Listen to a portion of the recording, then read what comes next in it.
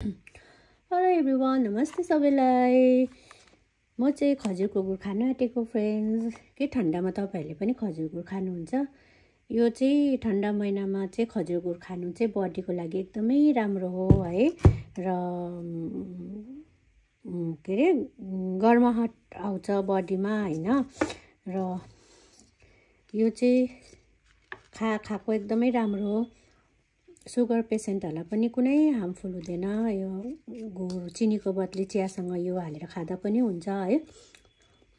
र फ्रेन्ड्स, यो पनि धेरै क्वालिटिजमा हुन्छ हैन। मार्केटमा त बहुत सारा खजुर हुन्छ तर चिन्नु बहुत साह्रो पर्छ। तर यसो यो डिब्बावाला किन्यो भने चाहिँ एकदमै राम्रो हुन्छ हैन। यसमा केही उयोहरू हुँदैन हैन, लेखेकोहरू केही हुँदैन, एकदम यो प्लेन हुन्छ है।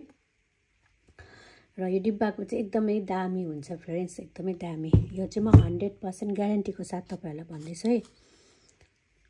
मैले झुट बोलेको चाहिँ हैन है।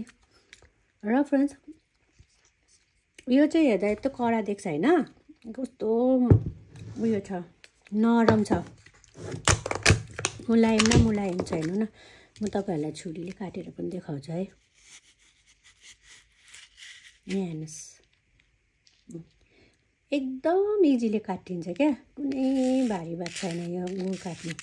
र खुल्ला खजुरको गुड पनि पाउँछ है। खुल्ला चाहिँ कहिले पनि नकिन्नु होला, तपाईँहरूको मनी वेस्ट हुन्छ है।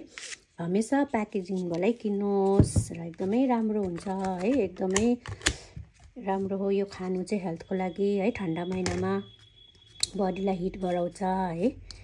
र कोलाई मनपर्छ खजुर गुड खानु?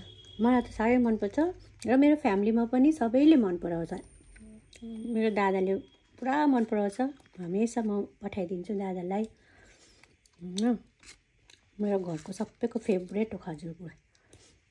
र फ्रेन्ड्स, मेरो यो भिडियो कस्तो लाग्यो तपाईँहरूलाई?